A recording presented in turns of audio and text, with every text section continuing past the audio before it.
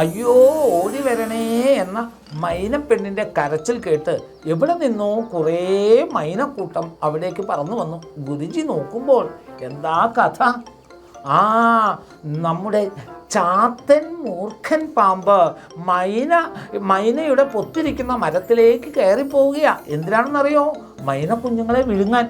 ഇത് കണ്ട് സങ്കടം സഹിക്ക വയ്യാതെയാണ് മൈനപ്പെണ്ണ് മറ്റുള്ള കൂട്ടുകാരുടെ സഹായം തേടിയത്. അവരെല്ലാം കൂടി എന്ത് ചെയ്തു എന്നറിയോ?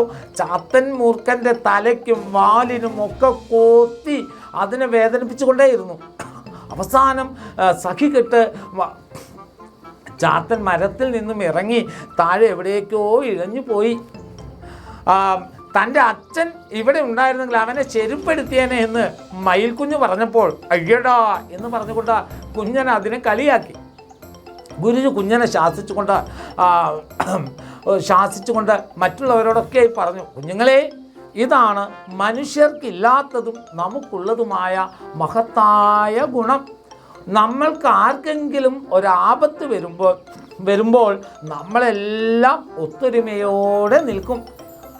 ആ ആപത്തിനെ തരണം ചെയ്യാൻ നമ്മളെ കൂട്ടത്തിലുള്ളവരെ എല്ലാം നമ്മൾ കൂട്ടത്തോടെ സഹായിക്കും. ഇതാണ് മനുഷ്യനില്ലാത്തതും നമുക്കുള്ളതുമായ ഗുണം. അതും പറഞ്ഞു ഗുരുജി പറഞ്ഞു, ഓക്കെ, നമുക്കിനി എന്ത് ചെയ്യാം, ക്ലാസ്സിലേക്ക് കടക്കാം എന്ന് പറഞ്ഞുകൊണ്ട് ഗുരുജി അടുത്ത പാഠം, അടുത്ത അക്ഷരങ്ങളിലേക്ക് കടന്നു. ട ഠ ഡ ഠ ന ഈ അക്ഷരങ്ങളെല്ലാം ആവർത്തിച്ച് കുഞ്ഞുങ്ങളോട് പറയാൻ പറഞ്ഞു. കുഞ്ഞുങ്ങൾ ത ഠ ഡ ഠ ന എന്നിങ്ങനെ ആവർത്തിച്ച് പറയുകയും തുടർന്ന് ആ അക്ഷരങ്ങൾ വരുന്ന വാക്കുകൾ പഠിപ്പിക്കുകയും ചെയ്തു. ടവർ, പാഠം, ദപ്പി, ധാലം, അതുപോലെ പണം തുടങ്ങിയ വാക്കുകളൊക്കെ ഗുരുജി പഠിപ്പിച്ചു. എന്നിട്ട് ഗുരുജി എന്ത് ചെയ്തു എന്നറിയോ? കുഞ്ഞുങ്ങൾ ക്ഷീണിതരാണ്. കാരണം അക്ഷരമാല പഠിക്കുമ്പോൾ കുഞ്ഞുങ്ങളൊക്കെ ക്ഷീണിതരാകും. കാരണം അങ്ങനെയുള്ള അങ്ങനെ തന്നെ ഉച്ചരിച്ച് പഠിക്കുമ്പോൾ അതിന് കുഞ്ഞുങ്ങൾക്ക് കുറേ കഴിയുമ്പോൾ ക്ഷീണം വരുമെന്ന് തിരിച്ചറിഞ്ഞ് ഗുരുജി അവർക്കൊരു ഇടവേള കൂടി കൊടുത്തു. അല്ലേ? സാധാരണ ഒരു ഇടവേള കൊടുത്തിട്ട് ഗുരുജി പറഞ്ഞു, കുഞ്ഞുങ്ങളെ, നിങ്ങൾ കുറച്ച് സമയം എവിടെയെങ്കിലും പോയി കളിച്ചോളൂ. ഇതും പറഞ്ഞു ഗുരുജി എന്ത് ചെയ്തെന്നറിയുമോ? ഗുരുജി വിശ്രമിക്കാൻ വേണ്ടി ഇരുന്നു. ഈ സമയത്ത് തത്തമ്മ പെണ്ണ് മാമ്പഴച്ചാറുമായി ഗുരുജിയുടെ അരികിലേക്ക് വന്നു. ഗുരുജി എന്തു ചെയ്തെന്നോ? തനിക്ക് കിട്ടിയ മാമ്പഴച്ചാറ് കുഞ്ഞുങ്ങൾക്കെല്ലാം വീതിച്ചു കൊടുത്തു. കുഞ്ഞുങ്ങൾക്ക് വളരെ സന്തോഷമായി. അവർ കളിക്കാൻ പോയി. അല്പം കഴിഞ്ഞപ്പോൾ ഗുരുജി എല്ലാവരും വിളിച്ചു പറഞ്ഞു, ഇനി കളിച്ചത് മതി, നമുക്ക് ക്ലാസ് തുടങ്ങാം എന്ന് പറഞ്ഞ് അടുത്ത അക്ഷരത്തിലേക്ക് കടക്കാൻ ഗുരുജി ശ്രമിക്കുമ്പോൾ ഗുരുജി വെറുതെ എല്ലാവരെയും ഒന്ന് നോക്കിയതാണ്. എല്ലാവരും ഹാജരായി. പക്ഷേ നമ്മുടെ കുഞ്ഞിനെ വീണ്ടും കാണാതായിരിക്കുന്നു. ഗുരുജി ആകെ ആശങ്കപ്പെട്ടു. എന്താണ് അവന് സംഭവിച്ചത്? ഇവൻ ഇടയ്ക്കിടയ്ക്ക് ഇങ്ങനെ കാണാതാവുന്നുണ്ട്. ആ കുരുവിപ്പെണ്ണാണെങ്കിൽ കുഞ്ഞിനെ കാണാനില്ല എന്ന് കേൾക്കുമ്പോഴേക്കും നെഞ്ചത്തടിച്ച് കരയും. ആ കരച്ചിൽ ഇപ്പോഴും ഗുരുജിയുടെ കാതിലുണ്ട്. ഗുരുജി ആകെ അസ്വസ്ഥനായി. എന്നിട്ട് കുഞ്ഞുങ്ങളോടായി ഗുരുജി പറഞ്ഞു, കുഞ്ഞുങ്ങളെ, നിങ്ങളൊരു കാര്യം ചെയ്യൂ. ഇപ്പോൾ പഠിച്ചതെല്ലാം ആവർത്തിച്ച് നിങ്ങൾ പഠിച്ച്, ഞാൻ പറഞ്ഞ വാക്കുകളും ആവർത്തിച്ച് പഠിച്ച് നല്ല കുഞ്ഞുങ്ങളായിരിക്കൂ. ഗുരുജി ഇപ്പോൾ വരാം എന്ന് പറഞ്ഞ് ഗുരുജി കുഞ്ഞിനെയും തേടി കാടായ കാടൊക്കെ പറന്ന് നടന്നു. ഓരോ മരക്കൊമ്പിലെത്തുമ്പോൾ കുഞ്ഞാ കുഞ്ഞാ കുഞ്ഞാ എന്നിങ്ങനെ നീട്ടി വിളിച്ചുകൊണ്ട് ഗുരുജി ഓരോ മരത്തിലും നടന്നു. ഇങ്ങനെ മരത്തിൽ അന്വേഷിച്ച് നടക്കുമ്പോഴാണ് ഗുരുജിയുടെ അരികിലേക്ക് മൈനപ്പെണ്ണ് പറന്നു വന്ന് ചാത്തൻ മൂർഖൻ്റെ ഉപദ്രവം സഹിക്കാൻ വയ്യ എന്നുള്ള പായാരം പറയാനൊക്കെ ആയിട്ട് ഗുരുജിയുടെ അരികിലേക്ക് പറന്നു വന്നു. ഗുരുജി പറഞ്ഞു, മൈനപ്പെണ്ണെ, നിന്റെ പായാരം കേൾക്കാൻ എനിക്കിപ്പോൾ സമയമല്ല. കാരണം എൻ്റെ ഗുരുകുലത്തിൽ നിന്ന് ഒരു കുഞ്ഞിനെ കാണാതായിരിക്കുന്നു. ഞാൻ അതിനെ തിരഞ്ഞ് പറന്ന് നടക്കുകയാണ്. അവനില്ലാതെ എനിക്ക് ഗുരുകുലത്തിലേക്ക് പോകാൻ പറ്റില്ല. കാരണം അവൻ എന്തെങ്കിലും സംഭവിച്ചാൽ പിന്നെ ഞാൻ ജീവിച്ചിരുന്നിട്ട് കാര്യമുണ്ടാവില്ല എന്നൊക്കെ പറഞ്ഞുകൊണ്ടാണ് ഗുരുജി വീണ്ടും കാടായ കാടൊക്കെ അന്വേഷിച്ച് അവസാനം ചേലൻ മരത്തിലേക്ക് പറന്ന് വന്നിരുന്നപ്പോൾ കണ്ട കാഴ്ച എന്താണെന്നറിയോ?